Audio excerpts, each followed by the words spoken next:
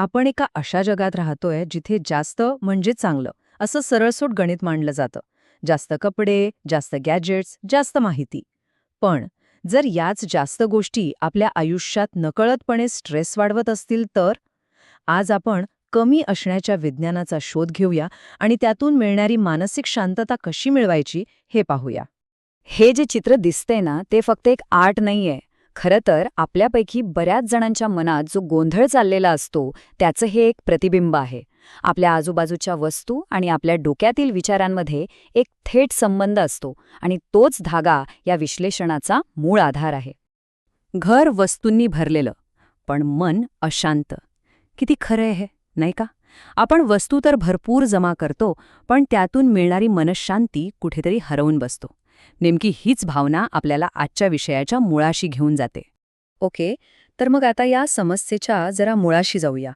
आपल्या आजूबाजूचा जो पसारा असतो ना, त्याचा आपल्यावर फक्त शारीरिक नाही तर एक छुपा मानसिक परिणाम होत असतो. तो नेमका कसा होतो हेच समजून घेऊया. अगदी प्रामाणिकपणे विचार करा, कधीतरी घरी आल्यावर रिलॅक्स वाटण्याऐवजी एक प्रकारची बेचैनी जाणवते का?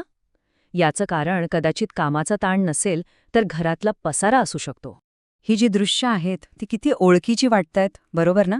आणि हे आपल्यापैकी अनेकांसोबत होतं. कपाटात कपड्यांचा ढीग असूनही काय घालू हा प्रश्न पडणं किंवा न वापरलेल्या वस्तूंमुळे अपराधी वाटणं हा एक सार्वत्रिक अनुभव आहे.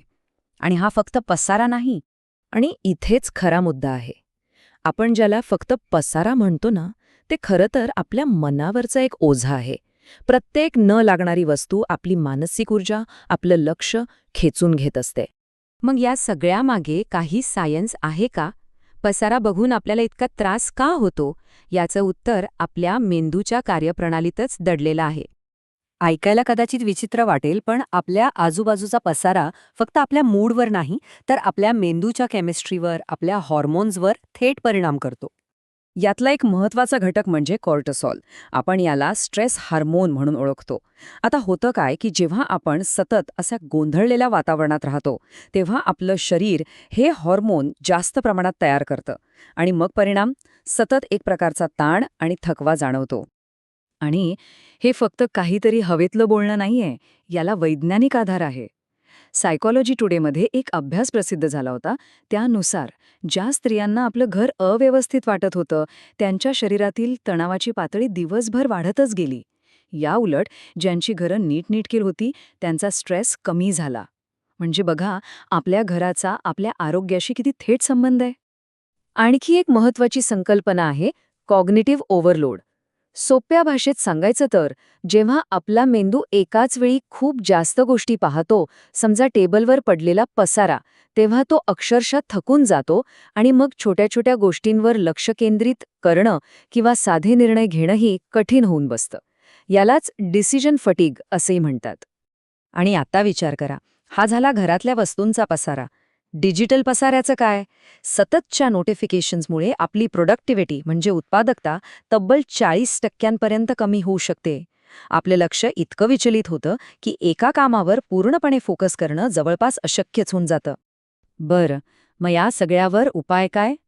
उपाय आहे आपली मानसिकता बदलण्यात. अधिक मिळवण्याच्या मागे लागण्यापेक्षा जे खरंच महत्वाचं आहे त्यावर लक्ष केंद्रित करण्यात. मिनिमलिझमबद्दल ना एक मोठा गैरसमज आहे. लोकांना वाटतं की याचा अर्थ म्हणजे सगळं काही सोडून देणं, रिकाम्या खोलीत राहणं. पण खरं तर तसं नाहीये. मिनिमलिझम म्हणजे अनावश्यक गोष्टी काढून टाकणे, जेणेकरून खरोखर महत्वाच्या गोष्टींसाठी, मग त्या वस्तू असोत, नाती असोत किंवा आपले छंद, त्यासाठी जागा तयार होईल. It's about intention. ग्रेग मॅक्यॉनचं एक छोटंसं पण खूप महत्वाचं वाक्य आहे, कमी पण उत्तम. म्हणजे काय? तर संख्येपेक्षा गुणवत्तेवर लक्ष द्या. 100 सामान्य गोष्टींपेक्षा 10 उत्तम गोष्टी जास्त आनंद देतात, नाही का? आणि गंमत म्हणजे ही संकल्पना काही नवीन किंवा पश्चिमेकडून आलेली नाहीये. आपल्या भारतीय संस्कृतीत तर अपरिग्रह ही संकल्पना हजारो वर्षांपासून आहे. याचा अर्थ तोच, गरजेपेक्षा जास्त गोष्टी जमा न करणे. म्हणजे हे ज्ञान तर आपल्या मुळांमध्येच आहे. ठीक आहे, फिलॉसॉफी तर समजली, पण हे प्रत्यक्षात आणायचं कसं? चला, आता काही सोप्या आणि प्रॅक्टिकल उपायांवर नजर टाकूया. पसारा कमी करण्यासाठी 3 सोप्या पायऱ्या आहेत. पहिला म्हणजे अनावश्यक वस्तू सोडून द्यायला शिका. दुसरं, प्रत्येक वस्तूला तिची एक निश्चित जागा द्या, म्हणजे तिचं एक घर ठरवा. आणि तिसरं, आणि हे खूप महत्वाचं आहे, आयुष्य धावपळीचं आहे, त्यामुळे थोडाफार पसारा होणारच हे स्वीकारा. आपलं ध्येय परफेक्शन नाही तर मनःशांती आहे. आता हा झाला घरातला पसारा. पण आपल्या आयुष्यात आणखी एका ठिकाणी खूप पसारा साचलेला आहे, आणि तो म्हणजे आपलं डिजिटल जग, आपला फोन आणि कम्प्युटर.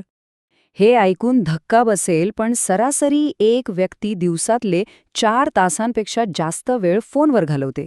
विचार करा, हा वेळ आपण कितीतरी चांगल्या गोष्टींसाठी वापरू शकलो असतो.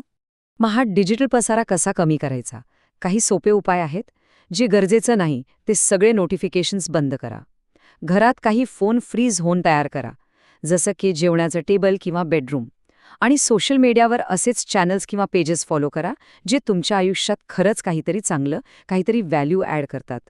जेव्हा आपण आपल्या भौतिक आणि डिजिटल जगातला हा पसारा कमी करतो ना, तेव्हा आपल्याला केवळ मोकळी जागाच मिळत नाही, तर खऱ्या अर्थाने स्वतंत्र मिळतं. हे चित्र सगळं काही सांगून जातं.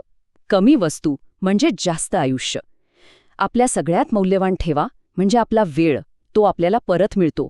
पैशांची बचत होते, स्ट्रेस कमी होतो आणि आपण खऱ्या अर्थाने आपल्या आवडीच्या गोष्टींवर लक्ष केंद्रित करू शकतो. कमी उपभोग आणि जास्त निर्मिती, हेच तर खरं स्वातंत्र्य आहे. तर जाता जाता हा एक विचार, जर आपल्या आयुष्यातला सगळा अनावश्यक पसारा काढून टाकला, तर त्या मोकळ्या झालेल्या जागेत आणि वेळेत असं काय करता येईल जे आपल्याला खरंच आनंद देईल, याचा विचार नक्की करा.